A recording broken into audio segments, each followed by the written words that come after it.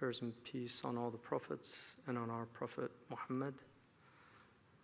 I want to, first of all, thank the NYU and Dr. Sexton and also Dr. Serene Jones, all the people involved in enabling this event. I'm honored to be here. Dr. Sexton actually honored us by coming out and supporting our college recently, and so this is it wasn't quid pro quo, but I'm happy to be here. The topic tonight, the idea of the sacred and secular, is obviously a perennial topic. Secularism is the dominant modality by which we view our world today in many places, although there are still several societies that are theocentric, that tend to view through the lens of the sacred. Certainly India is one of those societies where Hinduism still deeply pervades the culture. And certainly in many parts of the Muslim world. Turkey is, in a way, there is a type of sacred consciousness that's being reawakened, if it was ever dormant, but it was certainly suppressed for a long time under a type of laicist government. The United States, although we are a secular government, we have never seen the sacred as something that was not permitted or even encouraged to be part of the public sphere. Certainly, we have a long history of very devout public servants, presidents. If you read Abraham Lincoln's second inaugural address, if somebody tried to get away with that today, he would be completely ridden out of town as a religious fanatic. But when we talk about the liberal arts, for me, this is the subject is certainly a subject that involves the sacred, because the roots of the liberal art are profoundly sacred roots. In the Muslim community, when you talk about the liberal arts, there's often a blank stare. I think a lot of Muslims think that liberal arts means that you're going to vote for Bernie Sanders and that you're learning basket weaving or painting or some craft. And so it's very difficult, especially in a culture that was defeated by, in the view of many, many Muslims, superior technology. And so the STEM areas of study have become an obsession in the Muslim world, despite the fact that it has a profoundly humanistic tradition. And in The Rise of Colleges, George Mekdisi actually argues that much of the humanistic tradition that comes into Western civilization came through the vehicle of Muslim civilization. George Sartan is another one that makes similar arguments. And Mehdi Nokestein, who did a very important PhD at the University of Colorado called The Islamic Origins of Western Education.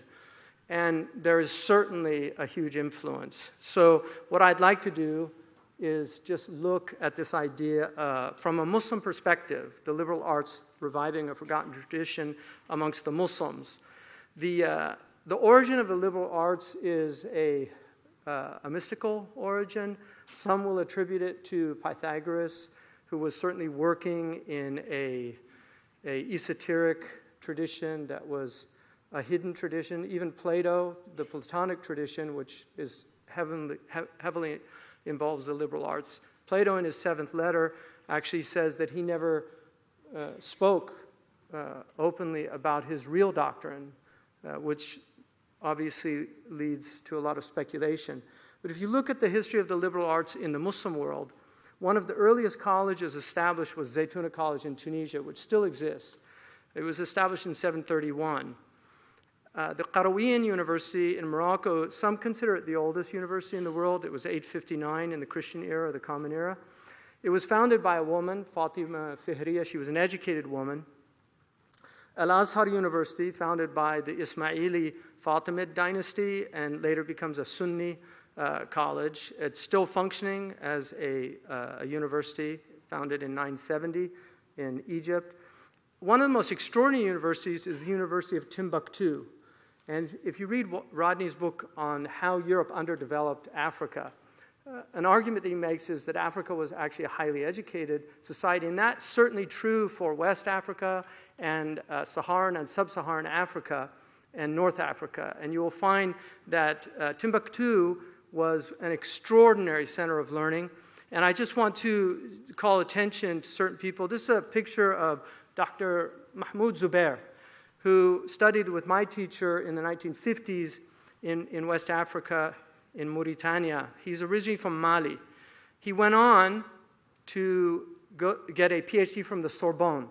And his PhD dissertation was on one of the greatest scholars that Timbuktu produced, Ahmed Baba Timbuktu.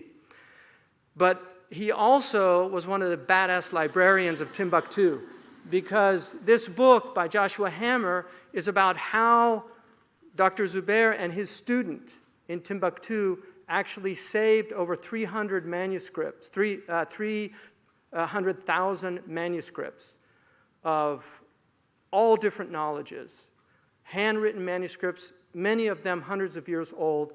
They were smuggled out when the Black Flags took over Timbuktu because they were so fearful that they would burn them. So as these fanatics got closer to Timbuktu, they hid all of the manuscripts in people's houses under beds and to preserve them because they were so fearful of them being destroyed.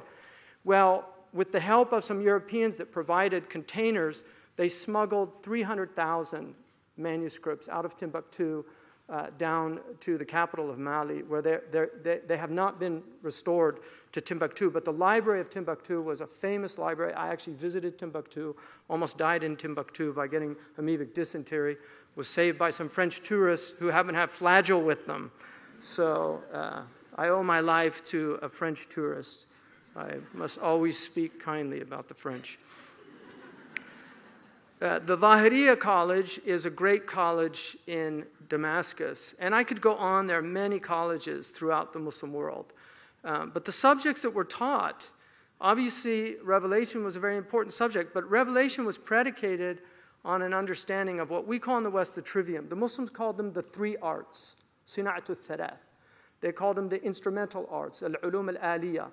And this was absolutely foundational. It is still taught. I studied this in the Muslim world when I did my college studies in traditional madrasa. People wonder what goes on in a madrasa. They're actually studying the trivium in most madrasas. And so it's unfortunate that they have this idea that somehow they're producing terrorists. The quadrivium is the other half. And people, unfortunately, because of Wilhelm Dilthey, who was a brilliant scholar from Germany, about over 100 years ago, he divided knowledge into the natural sciences and the humanities, which unfortunately is a false dichotomy because the humanities, humanitas, was actually the Latin translation of paideia from the Greek. And it was actually both sides of the knowledge, the qualitative and the quantitative. But this was lost with this demarcation that has led people to think now that the liberal arts are the humanities, meaning literature and philosophy and these things. But traditionally, the liberal arts were seen as both sides, the qualitative and the quantitative sciences. So this was extremely important. The trivium was grammar, logic, and rhetoric. Grammar involved not simply grammar, learning the parts of speech, but also literature and the idea of what they call in rhetoric copia, of learning through reading, getting a vast fund of expression because you've read great literature. So it was very important. And then obviously logic and rhetoric. The revealed religion involved law, jurisprudence, theology, and then understanding the Quran and the Hadith through these interpretive skills. Prophetic tradition. But the quadrivium, and Nasiruddin al-Tusi says that all of knowledge is based on these two fields of knowing the three arts of language and the four arts of number, arithmetic, geometry, harmony, and astronomy. This led, in the pre-modern world, this is true for the Muslim world as well as Europe and the Christian tradition and the Jewish tradition to a large extent. It led to three specializations. This is what they called episteme, or scientia, which was the specialization after paideia, after this foundation in these arts. And law and politics was to heal the social body. Theology, philosophy, which involved ethics and psychology, Freud did not invent psychology. A lot of people don't realize that. But psychology is an ancient science. If you read some of the ancient writings on the Muslims had incredible insights into Sidi Ahmed Zarruq, a scholar who died in 1492, talks about obsessive compulsive behavior, people that wash their hands constantly, and he talks about it being a type of mental pathology. But this was to heal the mental and spiritual body, and then medicine was to heal the physical body. And this was a holistic understanding of what this specialization involved in order that you had a healthy social body, a healthy spiritual body, and a healthy physical body. As the liberal arts moves into Europe, a rediscovery of these things, you get these great teaching institutions that Makdisi argues are probably the result of Europeans going into the Muslim world during the Crusades and discovering these incredible institutions and bringing these ideas back to Europe. And there's a great deal of evidence. I would recommend reading his book if you're interested in pursuing this. But all of these great institutions in Italy, in England, places like Oxford and Cambridge, they were rooted in the sacred. And this led to the great imitations in America. The idea, we forget this is New York. We forget that Cambridge, which is where Harvard is called Cambridge. Princeton, these were attempts at replicating these great institutions. John Harvard studied at Oxford and donated his library and the land to start Harvard College because he wanted to produce scholars so that we didn't have to go to England to learn the liberal arts. And so these are the great liberal arts institutions, but they were sacred institutions. All of them were founded as seminaries, primarily to train people of the cloth. I mean, it's very interesting. Harvard was teaching Arabic 200 years ago. And George Bethune-English, the very first Muslim that I found, the American who converted to Islam, George Bethune-English, I discovered him by reading the letters of Jefferson and Adams. Jefferson actually mentions that he read Bethune's English's book on his travel log up the Nile River. And in a footnote it said, this is an early convert to Islam. He was born in 1787, distinguished himself at Harvard with a PhD, a master's degree, which was the highest degree then, but he learned Arabic at Harvard. And if you want to see something fascinating, Noah Webster, the first American dictionary published in 1828, has several Arabic words in it because Noah Webster was trying to prove that English went back to Hebrew. But he actually found that there were many cognates from Arabic, and so he would actually mention the Arabic word with Arabic script, and I wondered where they got such good typography in the United States at that time. So another aspect is these great African-American liberal arts colleges that were founded, the great Atlanta University, Morehouse College, Tuskegee. These were great colleges where they were training African-Americans in this tradition. W.E.B. Du Bois, who I love, and I think he's a voice that's very important today, he said, the riddle of existence is the college curriculum that was laid before the pharaohs, that was taught in the groves by Plato, that formed the trivium and the quadrivium, and is today laid before the freedmen's sons by Atlanta University. And this course of study will not change. Its methods will grow more deft and effectual, its content richer by toil of scholar and sight of seer, but the true college will ever have one goal, not to earn meat, but to know the end and aim of that life which meat nourishes. And that is a beautiful articulation of the purpose of a liberal arts education. He was a great liberal artist. He actually left a relatively progressive environment in Massachusetts to go to the South to teach in Atlanta and spent several years there teaching. He disagreed with Booker T. Washington, who wanted African Americans to learn trades and become technicians and study the industrial arts. W.E.B. Du Bois had this idea of the talented 10, that 1 out of every 10 African Americans should master the liberal arts and show their intellectual prowess so that they could become equal intellectually to a people that were telling that they were inferior.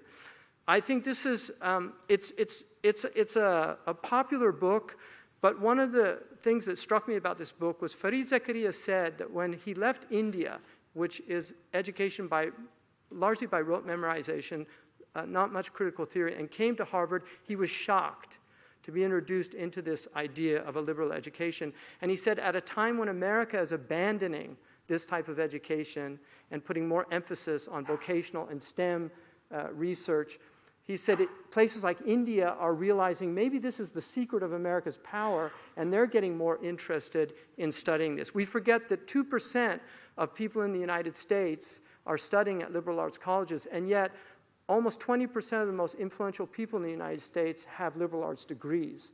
And so this is a very significant point that I think needs to be emphasized. So I could go on. I'm going to go through these. Daniel De Nicola argues that there's 5 paradigms for the liberal arts, and it's become a contested term, but the traditional idea was largely the acquisition of the skills of learning and the transmission of cultural inheritance across generations. There are other now understandings that really come from those first 2. Understanding the world that you're in, the forces that shape your life. Self-actualization, which is now more popular. And finally, activism and engagement. So a lot of liberal arts colleges now produce a lot of activists and people that are more engaged with the world. So Zaytuna College is our attempt at reviving this tradition, which was very powerful and I think gave the Muslim world incredible creativity. And Arnold Toynbee argues that civilizations rise and fall based on how they respond to the challenges. If they have a critical mass of a creative minority, this is what he called them, a creative minority that are able to grapple with the problems that are facing them, then they can find creative solutions to those problems. That creative imagination comes through deep reflection. A contemplative period of time is needed to do this.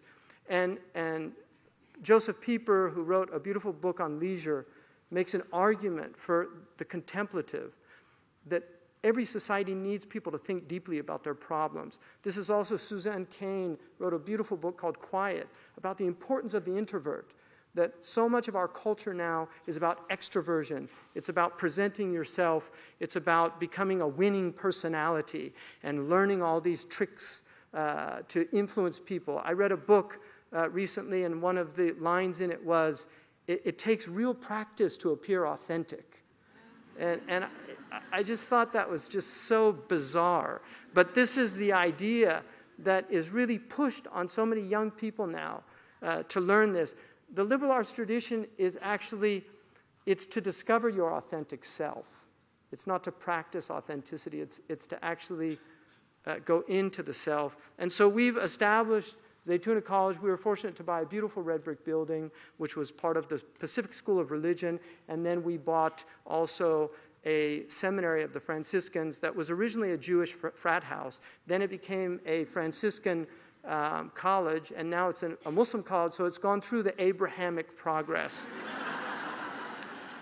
So the crises of knowledge, the real crisis that we have, I believe, is a metaphysical crisis. One of the gravest problems that we face is the fact that scientism and this idea that empirical knowledge is the only true knowledge, and the idea somehow that speculative knowledge, reflective knowledge, knowledge that comes through deductive reasoning with universals is no longer a valid form of knowing. This comes from Auguste Comte and others, and this is a long discussion, so I can't go into it.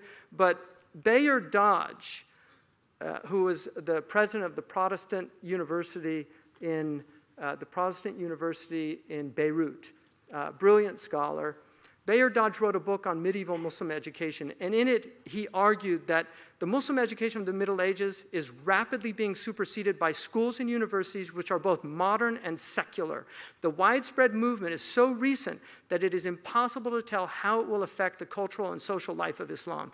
It is clear, however, that in this age of chaotic change, when members of the rising generation are confused by bewildering doubts, the reformists must not neglect the basic principles of medieval education, which were a search of spiritual truth and faith in the reality of Allah. I consider this to be just an incredibly important statement by somebody who made this statement over 60 years ago. And I think we're now seeing the results in the Muslim world of the fact that education has completely ignored this side, and you've had reactions that are gross and actually heinous because of that.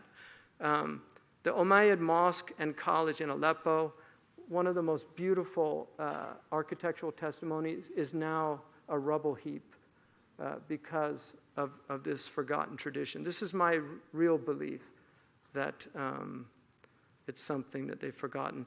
I could go into this, maybe we can talk a little bit about this, but the importance of knowledge. When we think, the scholastics had this idea of what they called the Theia Thalamata, that God has these divine intentions, and that meaning is imprinted on the human being, and that meaning comes through form, and it comes through the interaction of the mind with form. And data is a Latin word which means what's given. Who gave it to us? Fact is from factum, which is what is made. Who made it? These are ancient ideas that facts are not something we create or make up. They're discovered by our minds. And then they're organized into knowledge. So data and information, which is what much of our modern education involves. Organization of data and information becomes knowledge. But knowledge then has to become understanding. And understanding has to evolve into wisdom. How do we use that knowledge? Do we use our airplanes to dwarf great distances? Or do we use them to bomb people that have no self-defense?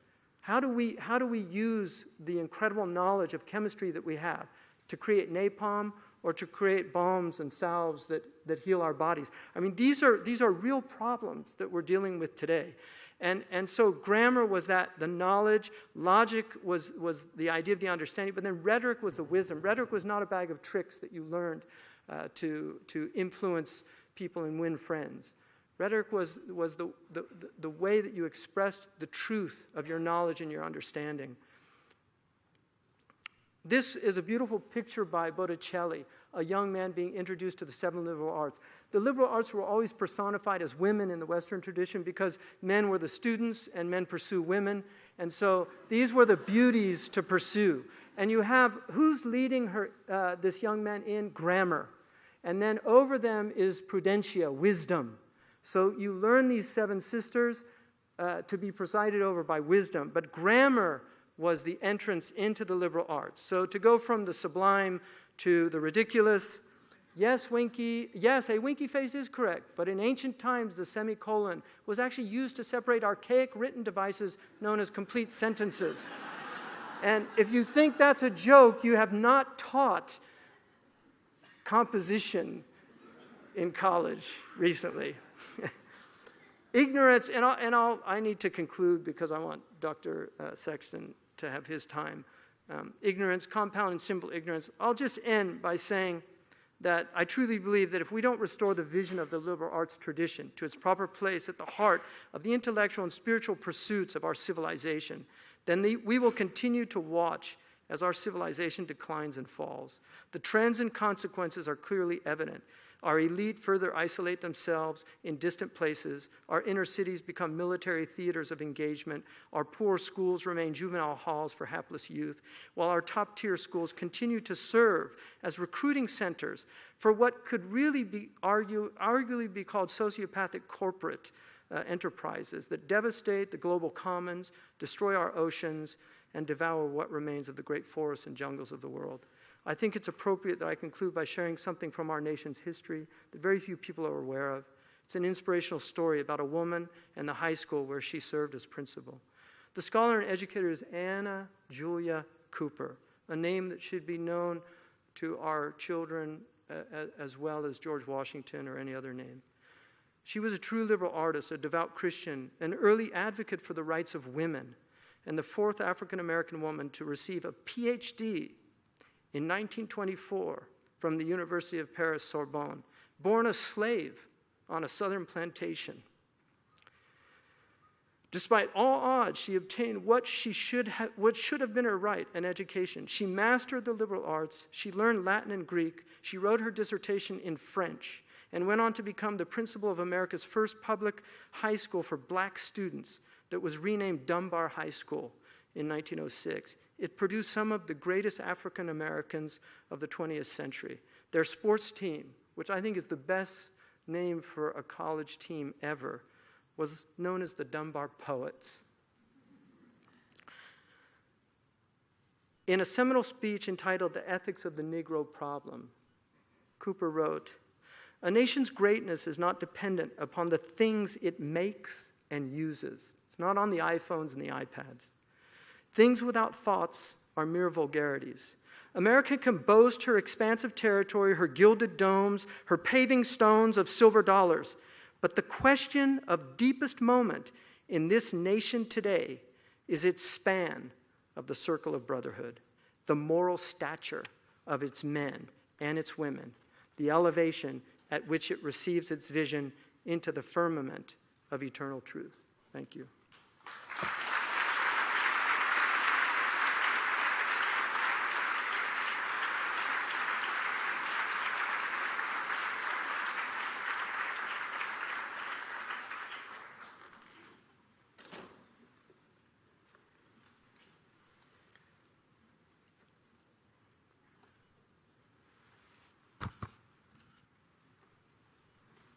Well, I want to thank my good friend Serene for being here, and Hamza, welcome to the, I almost say the right coast, but I want to make it clear that I mean the correct coast.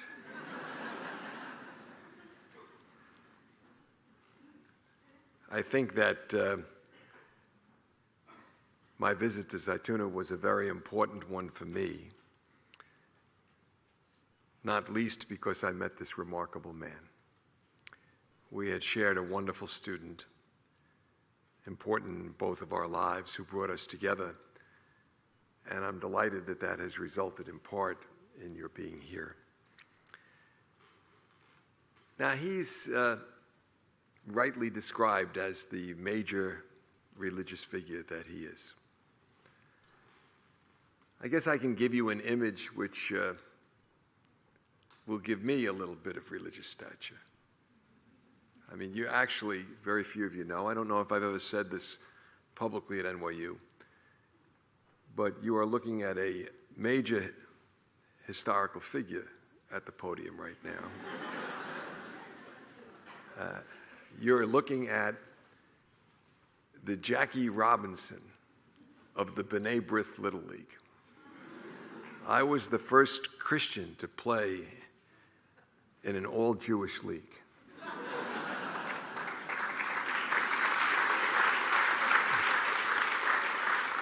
So this was a simpler time, well before the vast majority of you in this room were born, perhaps well before some of your parents were born, certainly well before the two of them were born.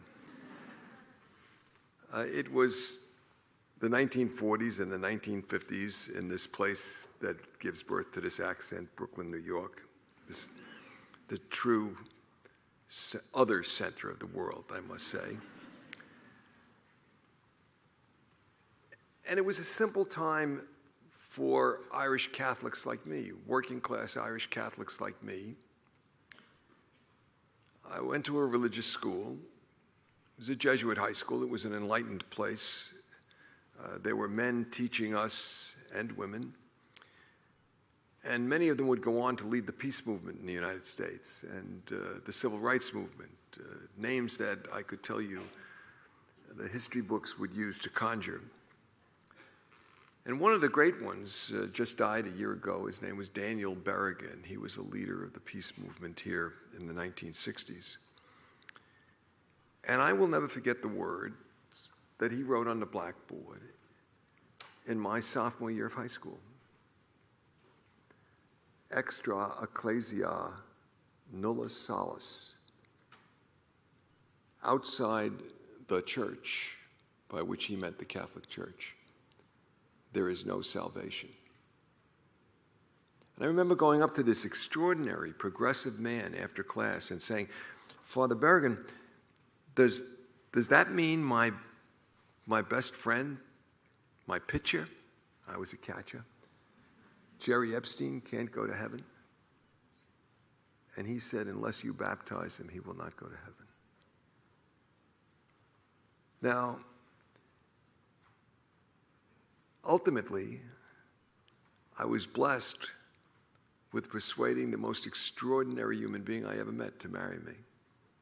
And she was Jewish. And if she doesn't have a far higher place in the eyes of God than I do, there's something wrong with God. But that was this triumphalism that we were taught, that we had the truth and no one else did.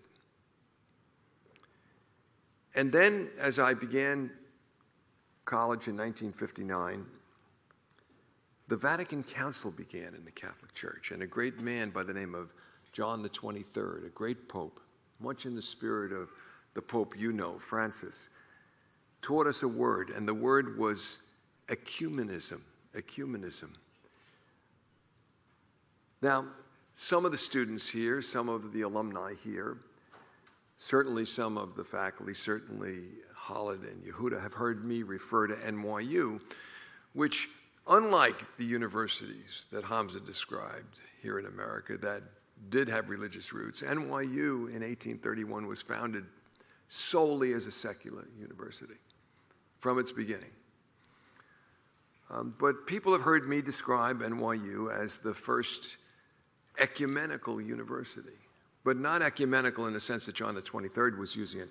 He taught people with narrow worldviews like me that we could frankly understand our own selves and our own faith better if we entered into genuine dialogic dialogue. Not just a conversation of tolerance, but a conversation where you really emptied yourself into the being of the other person and tried to see what that person was seeing through the window that he or she had been given at birth, not just the window that you'd been given at birth, and to see yourself as they were seeing you. And that dialogic dialogue allowed you to look at the world not through the one window you were given by birth, but through the many windows of the mansion. And enrich your own view of self, never giving up your own space, but enriching it. And that's what this word ecumenism meant theologically for John the 23rd, but when we've used it here at NYU to refer to a secular university, we've meant it in a more heuristic, secular sense, okay? It's still a heuristic word. It's still a way of looking at the world. But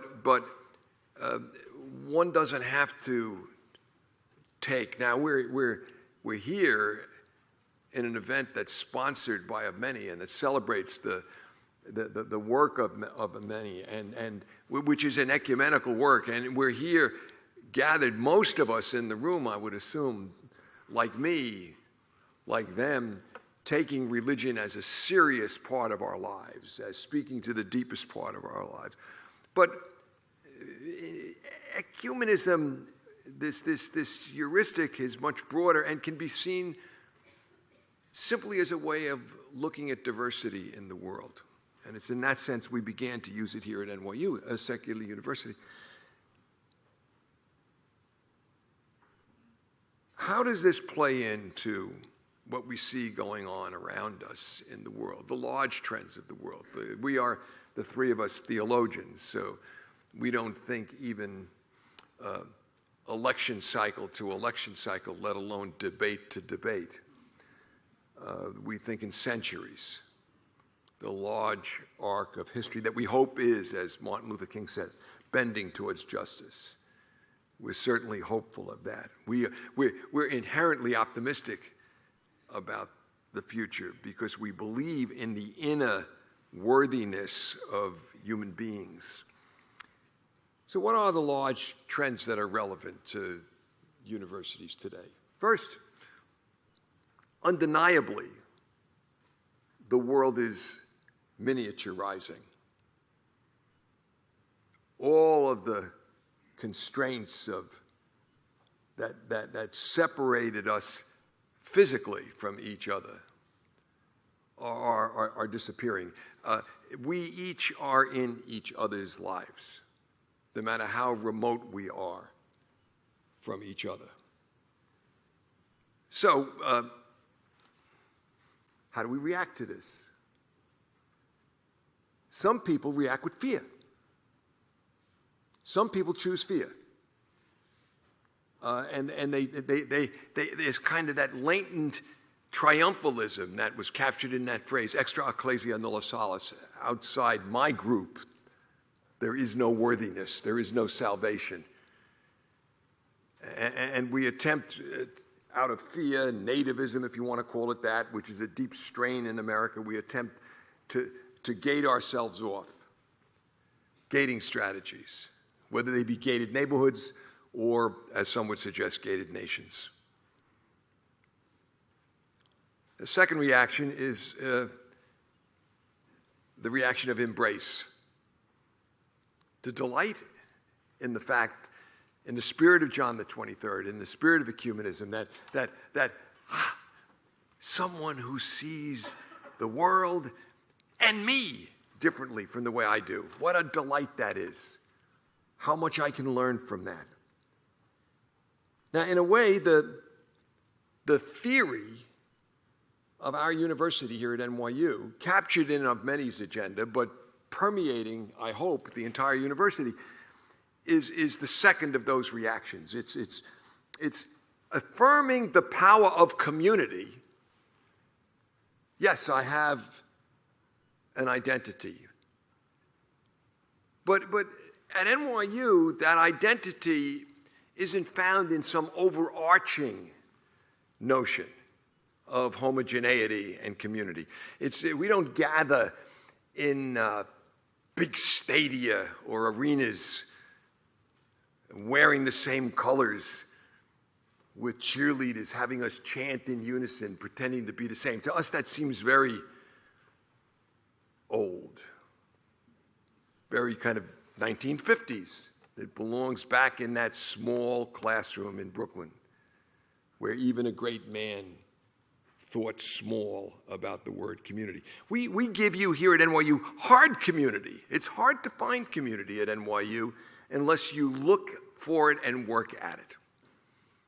And we would rather assert the complex community that can be the joy of an ecumenical world.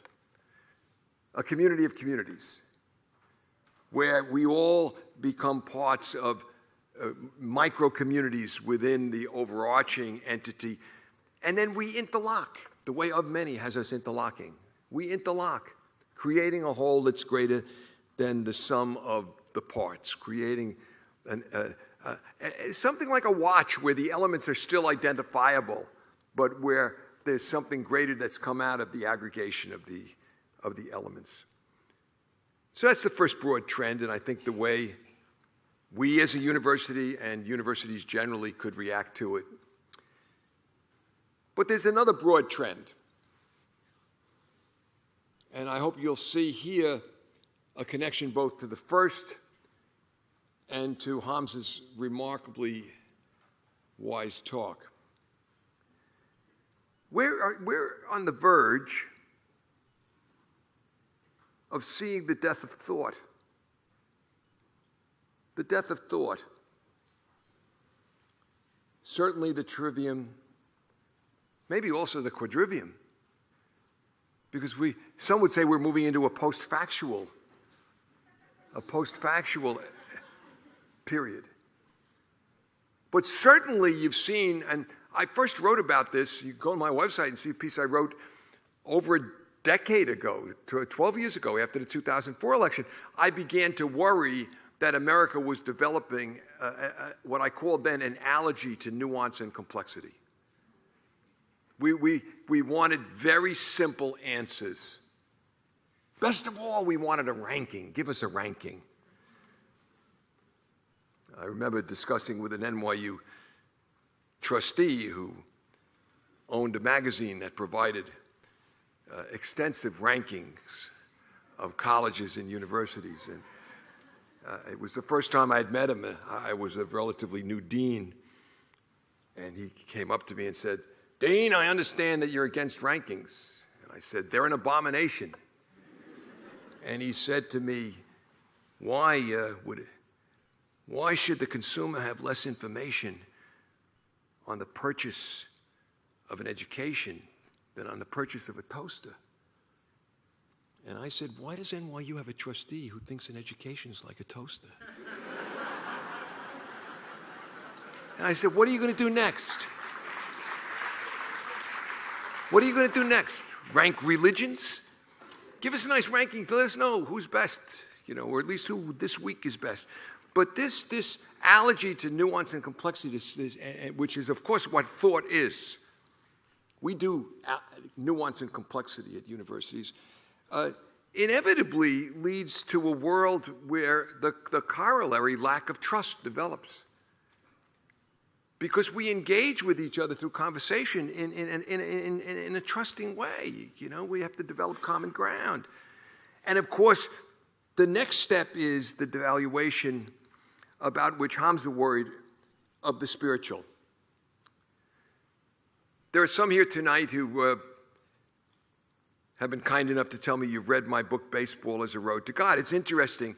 If you read Baseball as a Road to God, which I could only write after Lisa's death, because I could only be public about my spirituality then, you'll see that it's really not a book about baseball, and it's really not a book about God. It's a book about, and the word I use in the book is a word that Hamza used, scientism, and the danger of scientism, the danger of making science into a religion that is the only true religion. The triumphalism. Now,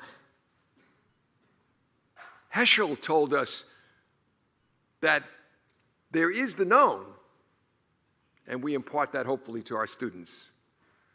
We have experts here on what is known and what we have cognitively, and we should give every bit of that we have to our students.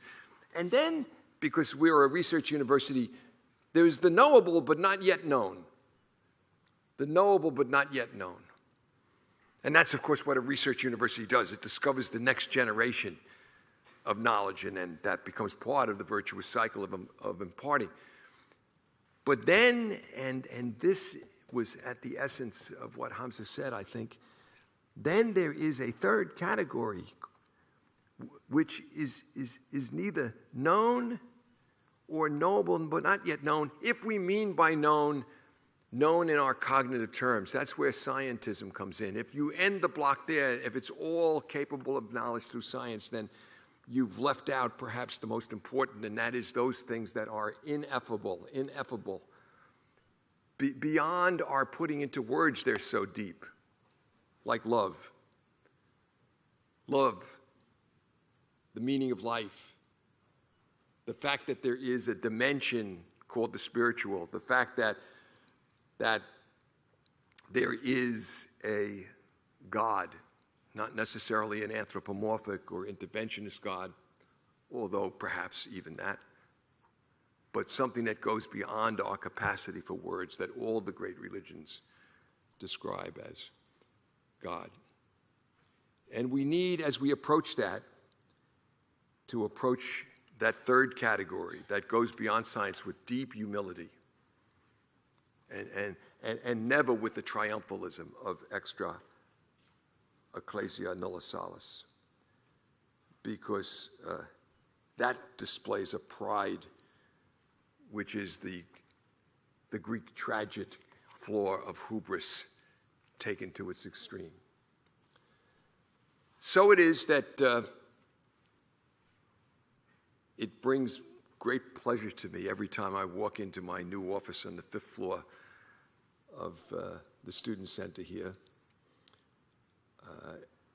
I always enter through, or most of the time I enter through, the Spiritual Life Center, because it's wonderful for me to see the activity there. It's wonderful for me to see the affirmation of the Spirit that's true in the work of the Islamic Center and the Brompton Center and everything else. And I'll just close with a story of my first week here at NYU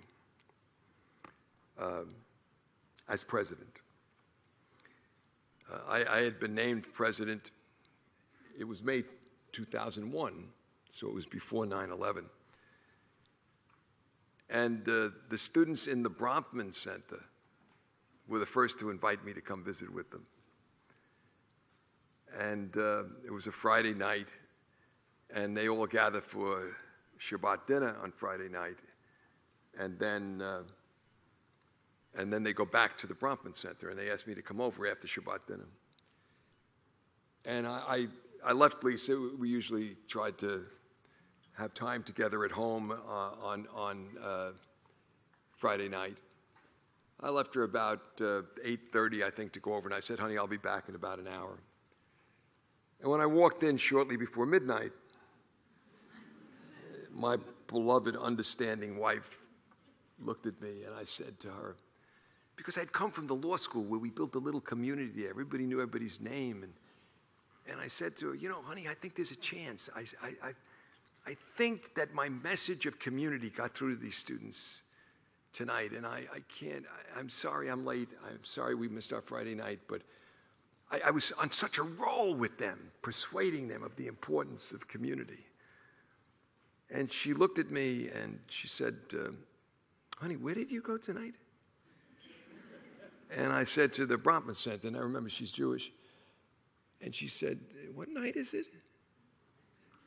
I said, Friday night. And she said, and where had they been? I said, Shabbat dinner. And she said, and you think you taught them about community? You see, that's the wonder of an I-thou love affair. Right? Because an I-thou love affair allows you to understand the context in love, the way this person is saying to you, this is the way you look to the world. How absurd of you to think, and how absurd of me to think every time the elevator opens as I go up to the 5th floor and I see the students, the Muslim students gathered for prayer. My heart leaps for joy every time that elevator happens or I see it happening. And that's the wonderful work that's being done here. We have to avoid the pride that I was taught in Brooklyn in the 1950s. If we do, if we embrace the ecumenical mission of our faiths at their best, of this place at its best, of our universities as they fight against simplicity and advance true thought, this miniaturized world can be a world of much great joy and not fear. And don't listen to anybody that tries to scare you about people that are different from you.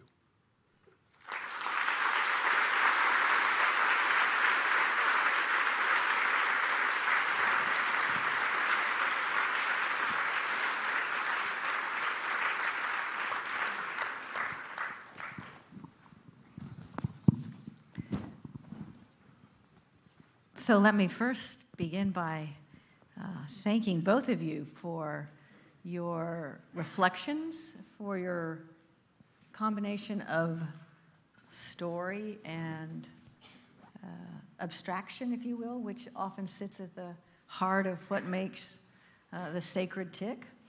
I don't quite know where to begin in terms of opening up the conversation between you, but the scholar in me wants to ask right here at the beginning, as we've been using this language of the sacred and the secular. Like, as you were reflecting on your remarks, do those terms actually mean anything anymore? What are they referring to? What is the difference between the secular and the sacred? What's the difference between the sacred and the religious, or the secular and the state? What are we playing with when we're playing with this big distinction that underlies both of your thoughts? Maybe Anna, you would start. Well, one of the beautiful words in our language is sacrifice, and one of the religious aspects of baseball is the sacrifice bunt. The word sacrifice is the Latin root is to make sacred, And so at the root of sacredness is really the idea of sacrificing things for greater things.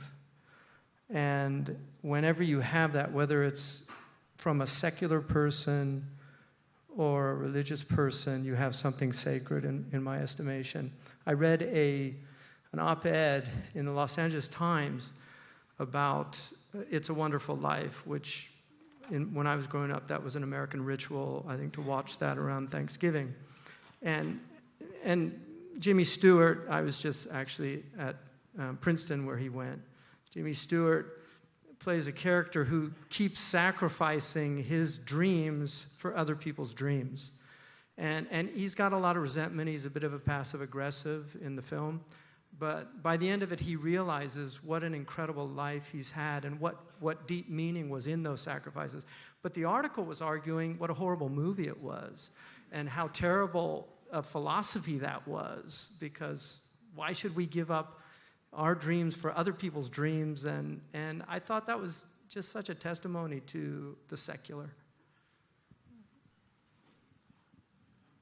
So, first of all, I want to join Brother Hamza's opinion. This is what we lawyers do. I'll join, but I'll write a concurring opinion with a slightly...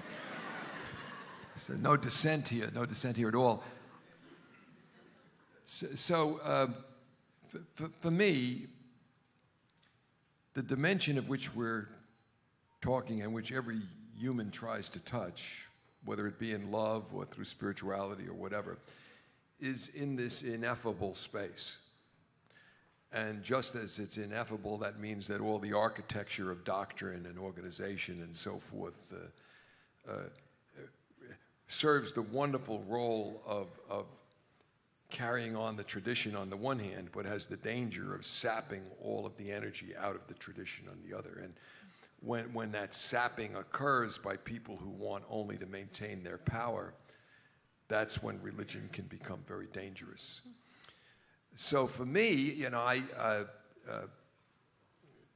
the words sacred and profane or sacred and secular are completely circular words if you try to make an explanation of them. In other words, there is no explanation beyond the experience of the person who is experiencing the hierophany of the sacred, the sacred shining through. And so I can't convince you of my sacred or vice versa any more than I can convince you of the existence of God, or I could convince Lisa by a syllogism that we were in love. I mean, these things are not touchable by the first two of the three categories I spent. So just very quickly, and then I'll toss it back to you.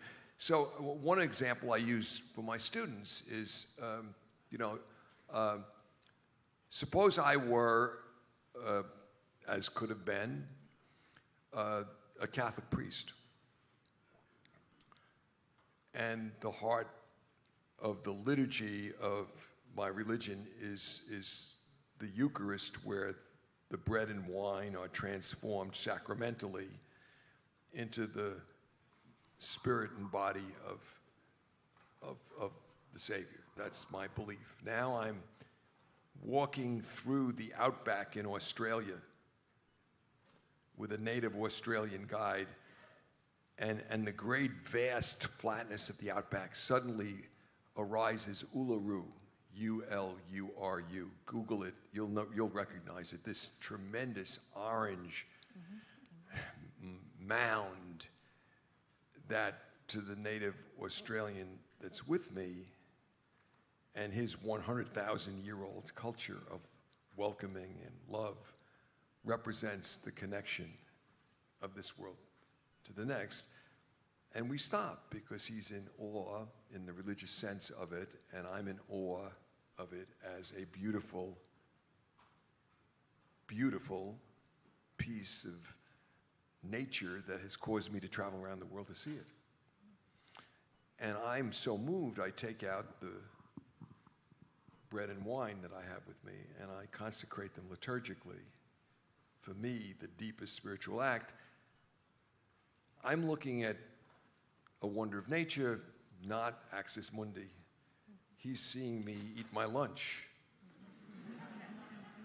right? I mean, this is what's sacred and what's profane, what's sacred and what's secular. It depends upon the experience and how it calls you.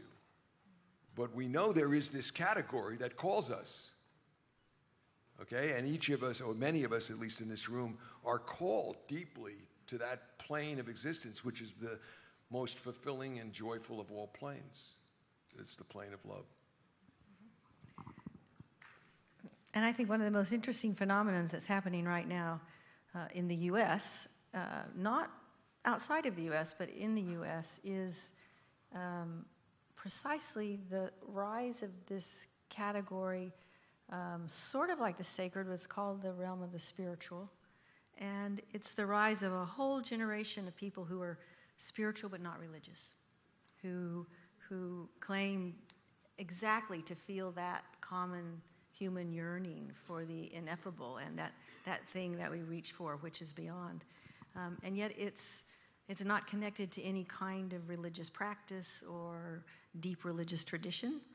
And it is in many ways calling into question what we mean by secular or sacred anymore.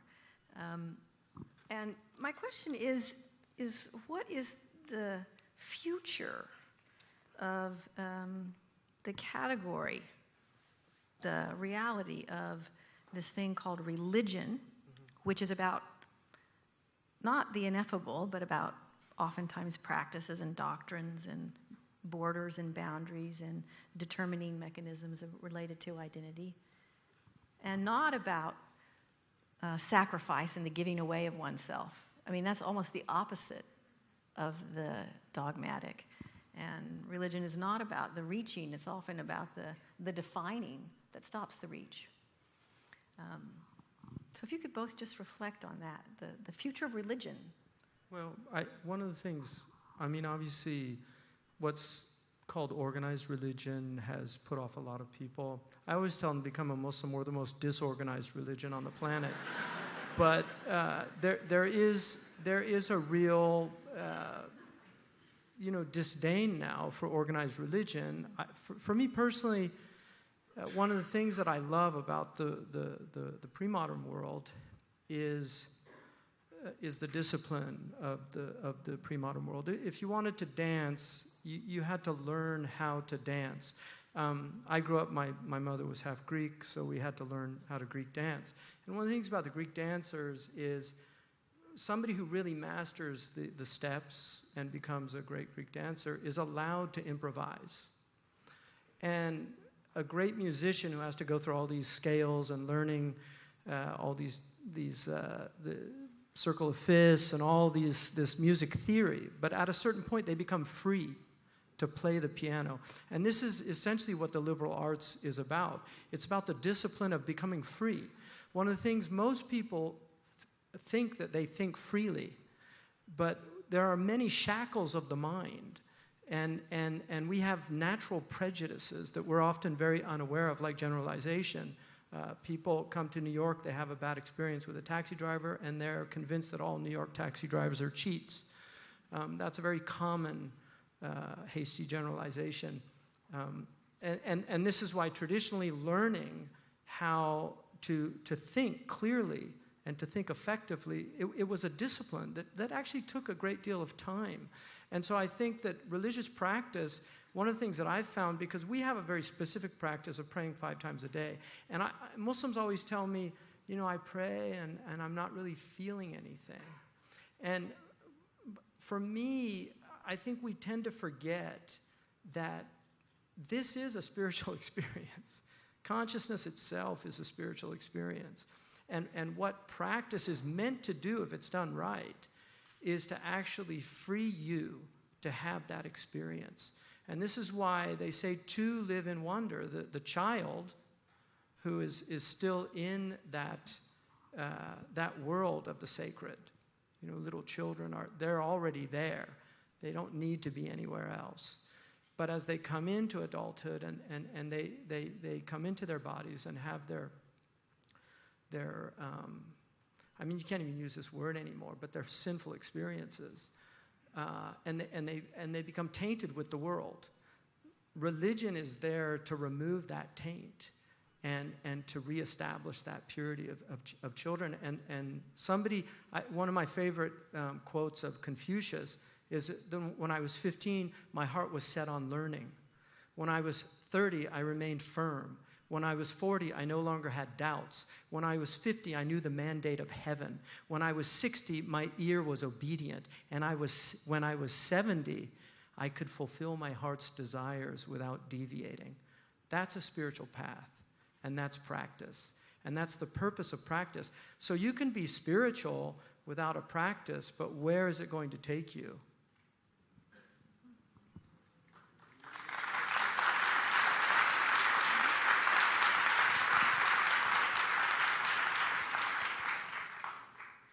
So I would say, picking up exactly on what you said, Hamza, that the future of religion depends in large part on how we use it and how those to whom we've given it as stewards, in my church, the hierarchy, uses it. I'll take the spirituality as a good start, even if it's not inside organized religion. If you find it at a baseball game because of the intense attention to detail a baseball game requires, fine. That's why I say baseball is a road to God, because it cultivates the intense hard work of noticing and paying attention. If you find it in the Grand Canyon, in the wonder of nature, or in Uluru, that's a good start. But Hamza is completely right that there are truths. I mean, to affirm the importance of the ineffable is not to deny the importance of what we can know and what is knowable and we should come to know. This is not an argument against science. It's an argument against scientism that we're making. It's making science into a religion and saying it has all knowledge. That's the argument I think both of us are making.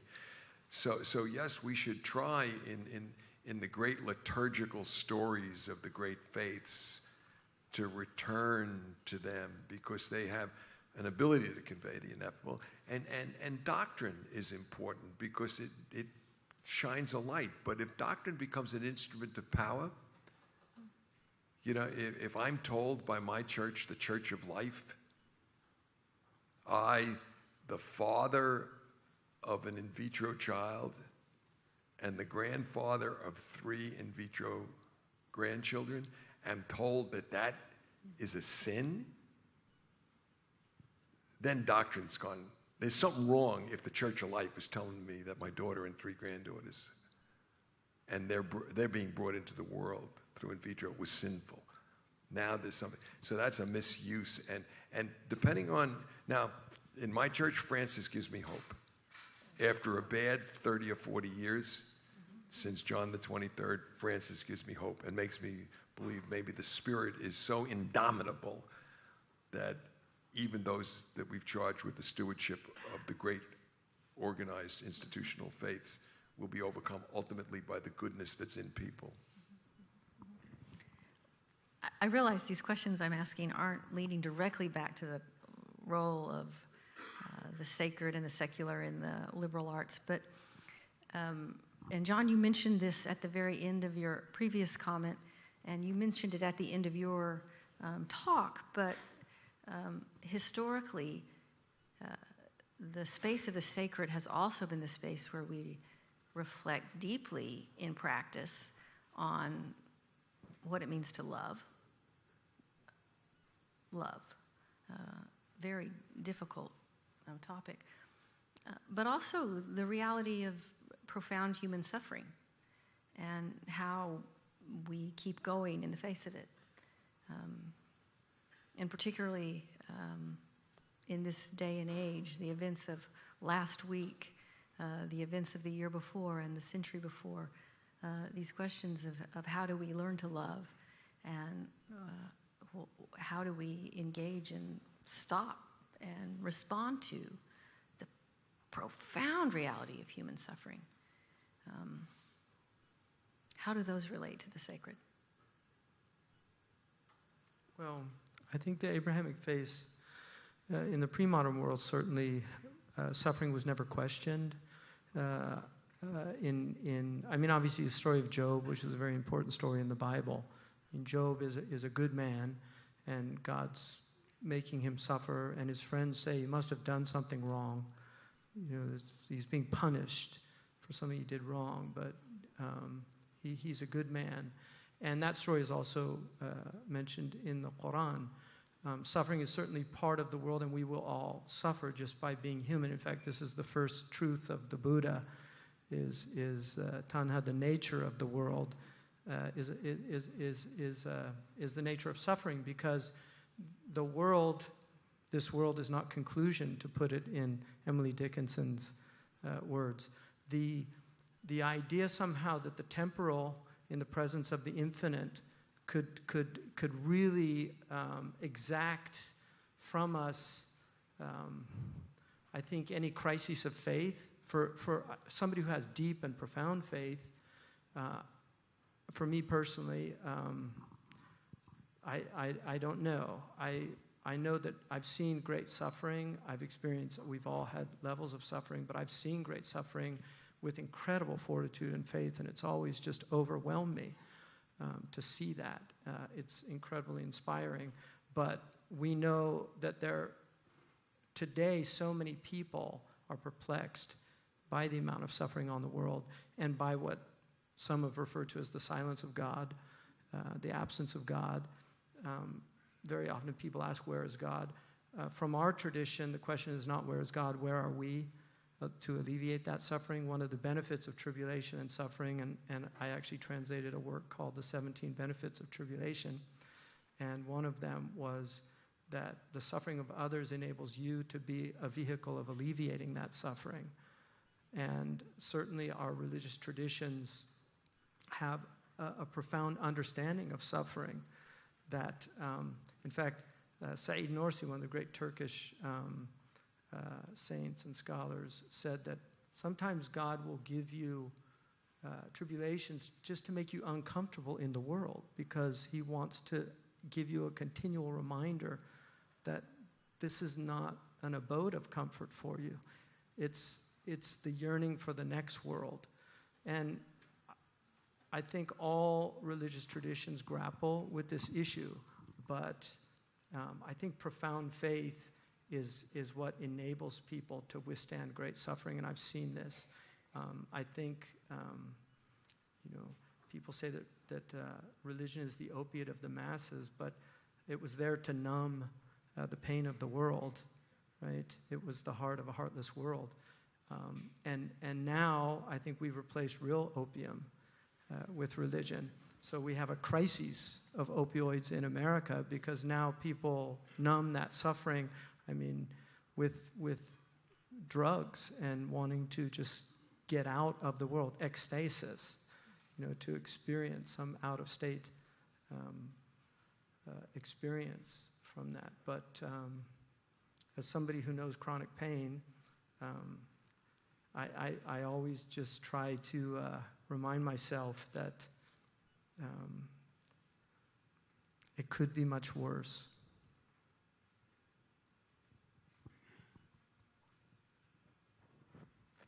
So I'm tempted to say nothing because that was so beautiful. If I add anything, and I think I will, it's dangerous, because I'm going to go to a very personal illustration of what Hamza was just talking about. So if you've not read, and I have to warn you, it's very Catholic, but in the spirit of many and ecumenism, I would welcome you to read it. If you've not read C.S. Lewis's book, A Grief Observed, which is his wrestling through the silence of God and whether he can continue to believe in God after the death of his wife, whom he married knowing she was dying. There's a Tony Award-winning movie called Shadowland, which was made about their love for each other. And I will just give personal testimony to affirm what Hamza said.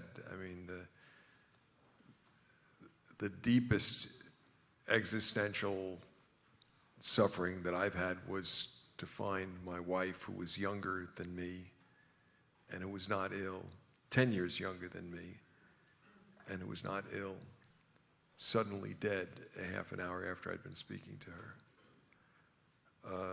But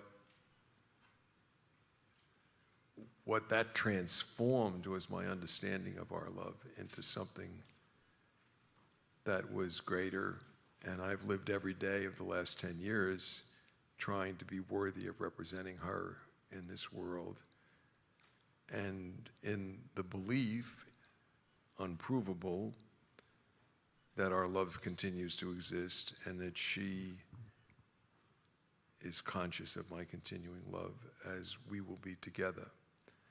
And that could not have come to me, and I couldn't have known the fullness of my love for her, because in that moment when I found her, in that sudden moment, every part of my being cried out to substitute for her. And although I would have said those words, I knew in that moment that that was true. And that was a spiritual ecstasy that I've lived with for the rest of my life. So I'm sorry if that makes people uncomfortable that I went to that place, but it's a perfect illustration, I think, Hamza, of what you said. Can I add something to that? I just lost both of my parents in the last few months. And my mother, who lived with me the last 4 years of her life, was suffering from cancer. And my mother had taken her vows of the Bodhisattva about 20 years ago, and she was practicing actively what are called the 6 perfections. And despite the fact that we knew she was in great pain, she always had a smile on her face, and she never complained. And I actually put up online on my website a letter that her doctor, her oncologist, had written, and he said in his 2 decades of practicing cancer, he'd never met a cancer patient that confronted cancer the way she did, because he said her symptoms were joy, happiness, and smiling. And he said he realized that he was the patient and she was his doctor. And I think that that was certainly, I know it was her faith, and it was a conscious thing that she was practicing.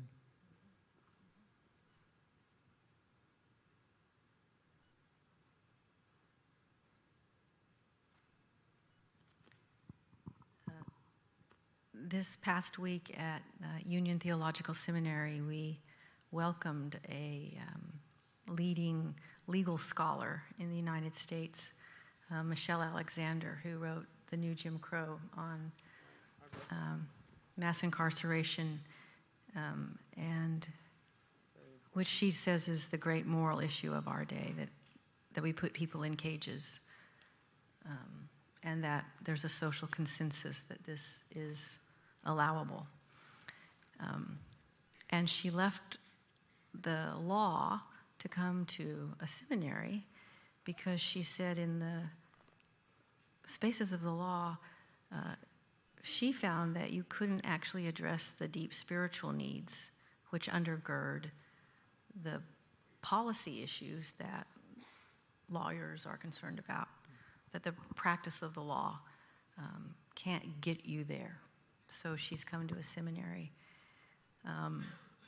What's so interesting to me about that is also taking the register of a way to engage suffering and including the personal suffering and how we manage it, putting starkly in front of us our complicit role in the suffering of those in our own communities. And how from a secular or sacred, or the circle of them as you describe it, John, we touch that place. So in my own context, we have a Center for Islamic Studies, which is called the Center for Islam, Interreligious Engagement and Social Justice. And we have a Buddhist Center for Buddhism, Interreligious Engagement and Social Justice. So talk about that social justice. Part of the reason it's constructed this way is because the sacred in the work that we're doing, we believe cannot be undone from the public work of social justice. And you spoke of that near the end, and John, you have as well. But step into that space with this question of the sacred and the secular for me. In terms of social justice? Yes. Well, I think one of the facts of life on earth is that there's a great deal of injustice. There always has been. I think there's a great utopian fantasy about creating a world without justice. Part of the reason why sin is in the world is that we're meant to stand up, oppose it within ourselves, and attempt to help others remove it from themselves. I think one of the things about Dr. King, and my family is heavily involved in that movement. My sister actually marched across the bridge in Selma. I marched as a 7-year-old with my mother on Selma with the Theological Union in Marin County.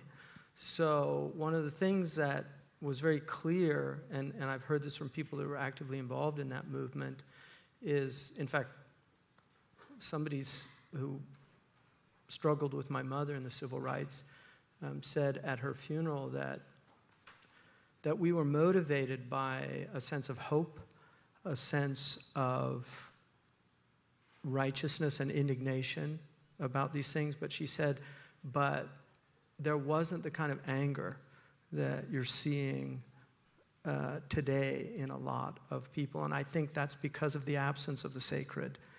I think that one of our prophetic traditions from the Prophet Muhammad is he said, help your brother, the oppressor, and the oppressed.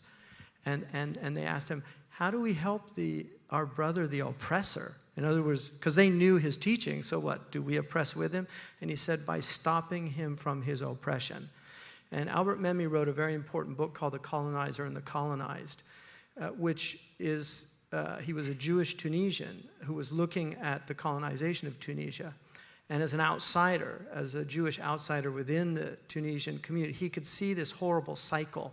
And the wonderful poet Blake talks about the purple tyrants, the hand of vengeance found the purple tyrant's bed and smashes the purple tyrant's head and then becomes a tyrant in his stead. That this is the cycle of justice, the desire for justice by becoming unjust. This is something Nietzsche warned us in Fighting the Monster, don't become a monster.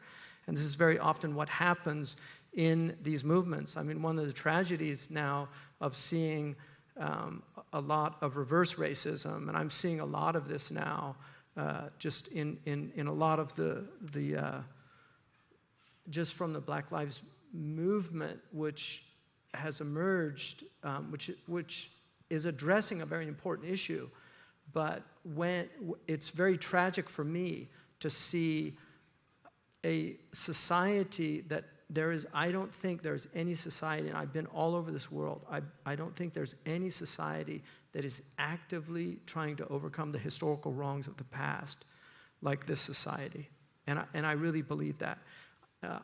The anti-discrimination laws that have been enacted in this country are unprecedented, and they're imitated in other places, but many places don't have them. If you want to see real racism, and I've lived in Africa, I've lived in the Middle East, and I've been to Asia, you will find racism that has no redress to those wrongs. And I think that the fact that there were so many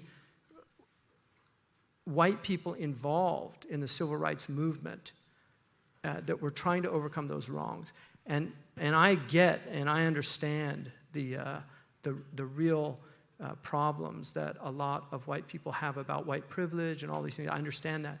But we need to help people overcome within themselves, not from a place of anger, but a place centered and rooted in a spiritual desire for not only helping ourselves, but helping others overcome these tribulations. And I truly believe that it is the sacred voice that enables this. I don't think the secular voice has that capacity, because I think the secular voice too easily falls into the demands of justice and not recognizing that not only do we need social justice, we need social mercy. And I really believe we need a social mercy movement.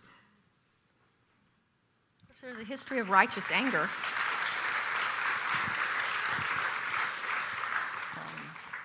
Well, remember, anger ethically should be directed to the right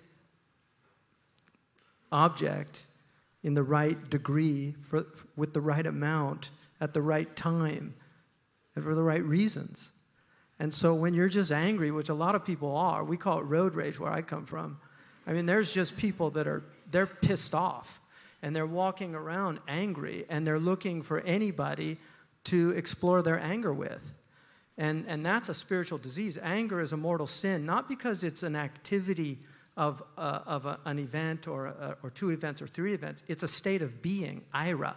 It is a state of being. And when you fall into that state of being, whether it's righteous anger, because every angry person is going to justify their anger.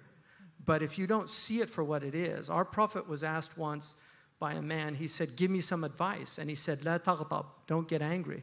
And he said, give me some advice. And he said, in other words, I don't want that advice. Give me some real advice. And the prophet said, la taghdab, don't get angry. And he said a third time, give me some advice. He said, don't get angry.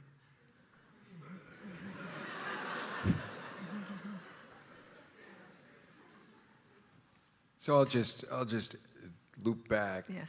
to say that there is so much suffering in the world. I mean, now I'm back on the faculty at NYU, but in my work outside of NYU, I'm trying to bring education to the kids in the world that are being neglected. I mean, really neglected. 85 million primary and secondary age kids in the world today who, if we don't change things, will never once in their lives meet a teacher. Okay, never once, not one. Nobody's even pretending to educate them. Another 260 million that'll never get past the 4th grade. So 350 million kids that are just being written off. And some of them are in urban slums and some of them in remote areas. And we just don't care because they don't have a disease that we might catch. Okay? There's a lot of suffering out there, and if we can touch the religious space, the sacred space that we've been talking about, then we understand that sacrifice for others is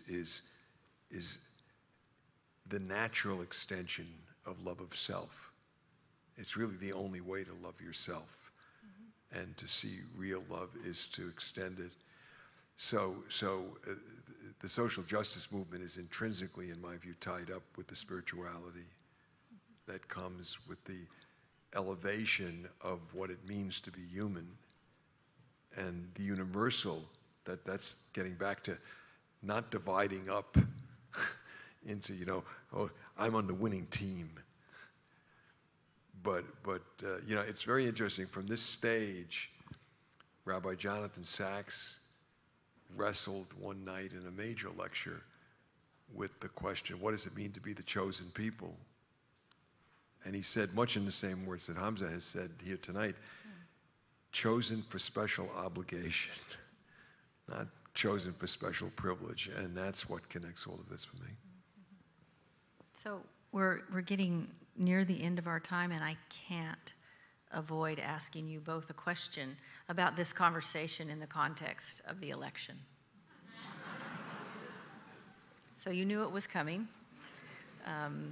No conversation can happen in this country right now that lasts more than 5 minutes without it turning to this topic. What is being revealed to us from your positions as theologians who engage the public square in this election? It's the end of time. Yeah.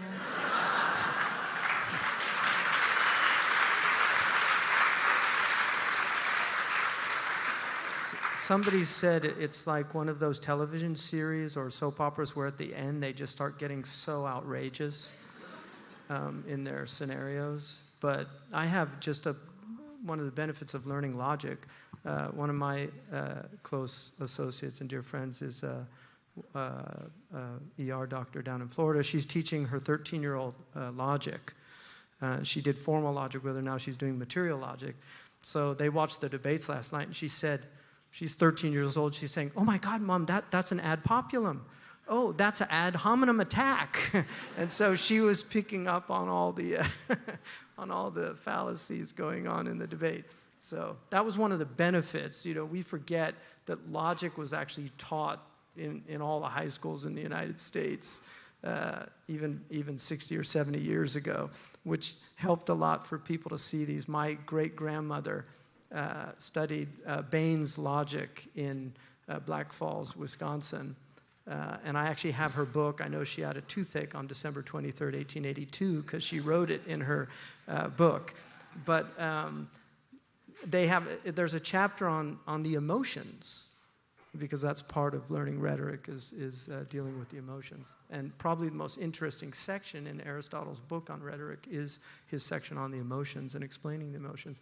But one of the things that in Bain's book is that fear is often used by demagogues, and a population should always be vigilant when they see a politician or a demagogue using fear to scare people, because people will override their rational impulses and move towards irrational responses when the emotion of fear begins to motivate them. And so I think the thing that troubles me most about this current environment is the environment of fear, and I think there's a lot of unsettled aspects that are happening.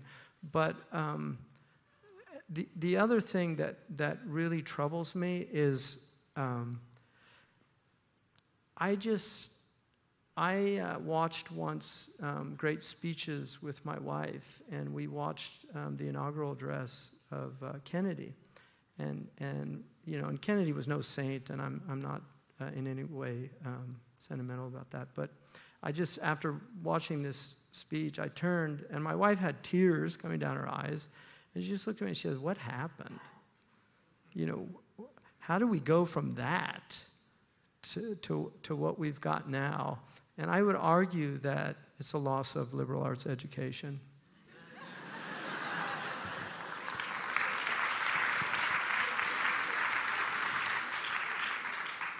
So this might be the first point of disagreement of the night. I didn't expect that we would go here, but I'm very happy to be here. And it only might be, and I won't push it except to say the following: it could be the end of time. But notice the difference, okay? I'm not making a declarative statement. It is the end of time. I took that as being a bit facetious. It was facetious. Okay. It's always the end of time. Yeah. But I'm going to use the unless you're playing baseball. I'm going to use the differentiated language for a purpose, because I spent a lot of time in the world of logic, and I agree with you about it. And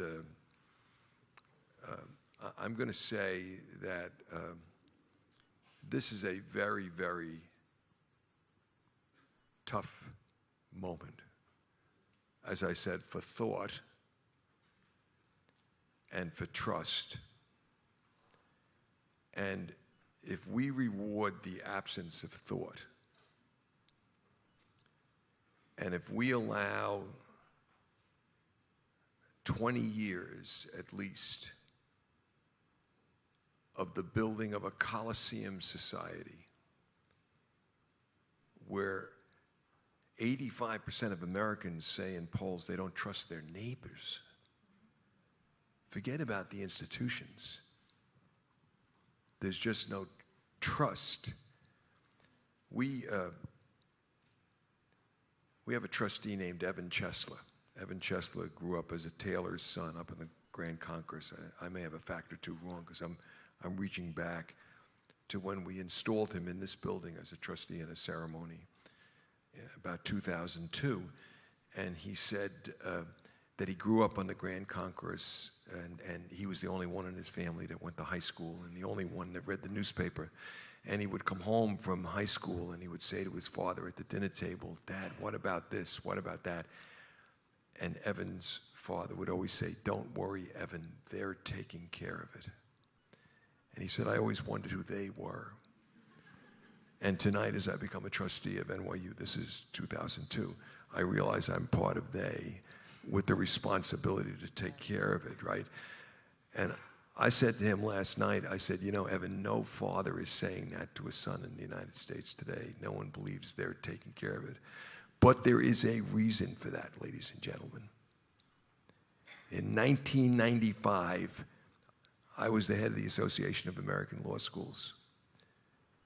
And I wrote a pastoral letter to all my constituents, all the law professors and educators in the country, because I had been given a copy of an internal memo by a man named Frank Luntz to candidates for office saying, if you want to win, attack law and lawyers.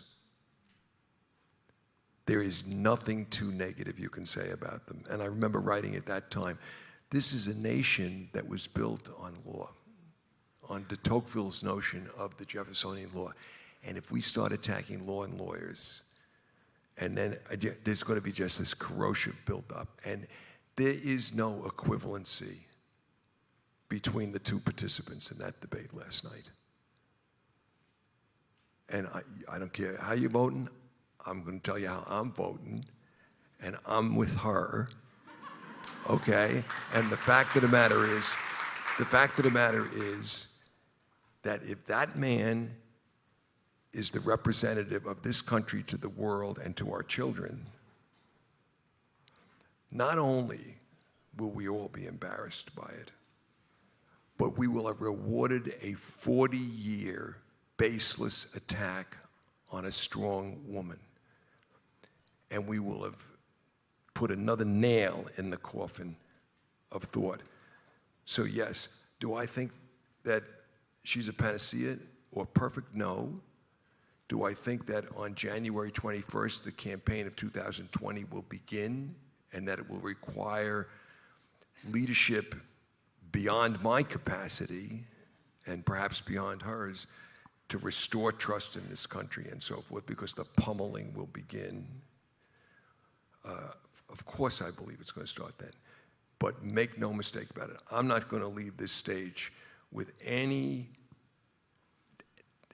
doubt that I think there was an equivalency or is an equivalency in terms of where this should be. And that's not so much a political endorsement as is an endorsement of liberal arts education, period, end of case.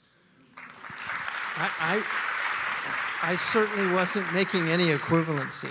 I always look for good grammar as just a hallmark. I've always found that on the internet, invariably, all the stupid statements of trolls are poorly written.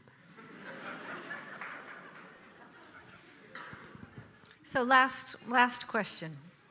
John, earlier you brought up Abraham Joshua Heschel, amazing intellect, who 50 years ago, last spring, wrote a remarkable essay, No Religion is an Island, in which he made the claim, the very radical claim, that actually a religious person actually only comes to know themselves truly through their encounter with another religion, and not just an encounter, but one in which they are willing to be vulnerable and lessen their own hold upon the claims of their own religion. That is, in fact, the most sacred moment, when your own hold is loosening as you encounter the other. So could we end with each of you giving a description of a moment in your own life when that was in fact manifest, that your own sense of your own tradition was jarred loose by an encounter with another in another religious tradition? Well, for me personally, I once worked as a cardiac nurse, and I had a patient who had just had a heart attack. He was a Sikh, and he had his turban on, and he was opening up his heart to me about what was happening to him, and the Sikh turban disappeared, and that otherness completely dissipated, and I just saw another human being in front of me confronting his mortality and reaching out to me for solace. And I think we very often, I've never been a person, I went through a period just after being brainwashed for a little while dogmatically, probably that was troublesome for me, but I wasn't raised like that, so it didn't last very long. And I think a lot of religious converts to other religions often they very often, in fact, Mahatma Gandhi said about Marmaduke Pickthall that he was that rare individual that could convert to another religion without becoming a fanatic. And so I think I've never looked at people with religious hats on or religious personas. I try to look at them. I look at John Sexton. I see a very distinguished man of character and that I respect, and I'm not going to let his Catholicism, which I respect deeply because I grew up in the Catholic tradition and am in some ways an armchair Catholic theologian, and the same is true for any other religious faith. And even secular people, I'm not going to allow the secularity to blind me from their goodness. One of the things that the Quran says is لا يجرمنكم شنآن قوم ألا تعدلوا اعدلوا أقرب للتقوى. It says, do not let the hatred of another people prevent you from being just. And so even when people hate you, it should not prevent you from being just with them, let alone merciful and compassionate for those that don't hate you. And so the word in Arabic, shan'an, is a specific type of hatred that blinds you of the goodness of the object of your hate. And that's the worst form of hatred, where you can't even see the goodness in the other. And so I think ultimately that's my attempt, and that's the way my mother was in the world. I once said to my brother that she didn't see color. And he said, no, I totally disagree with you. She saw color, and she loved it. She relished it.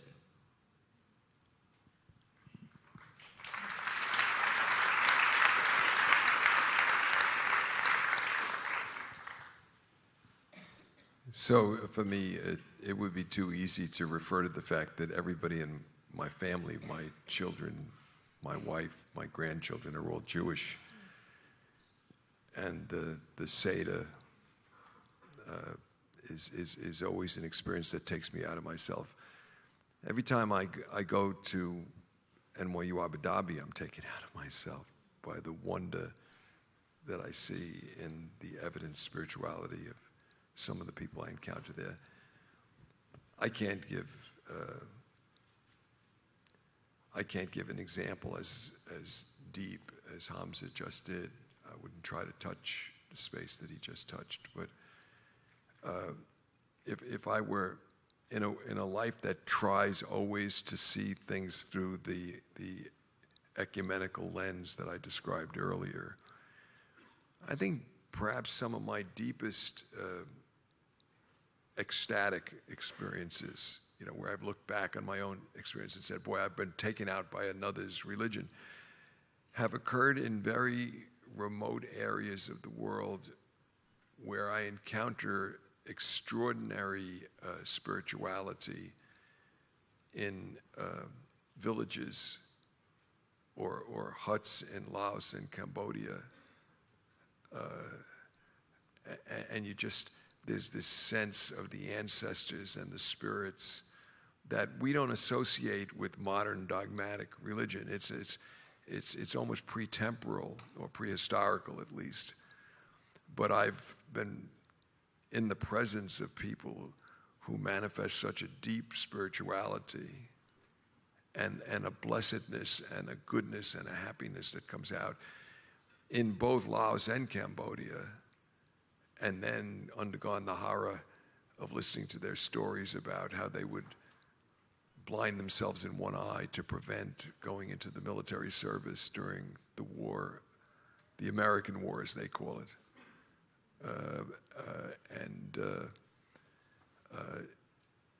I think every time, I'll just come back, this is maybe being too intellectual, but every time that we enter into what I called earlier dialogic dialogue, not just a dialogue, but where you're listening to each other and exchanging views and so forth, but where you really try to put yourself in the place of the other being and understand where he or she is and then face back.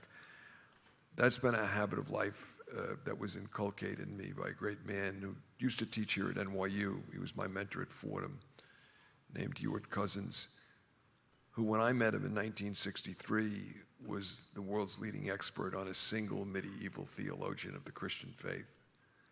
And by 1983, when I was beginning my career here at NYU, there was a conference at the United Nations that I intended to celebrate the publication of his 60-volume work on world spirituality, which had 25 faith traditions in their spiritual, ineffable strain, because all the organized religions have that spiritual, ineffable strain.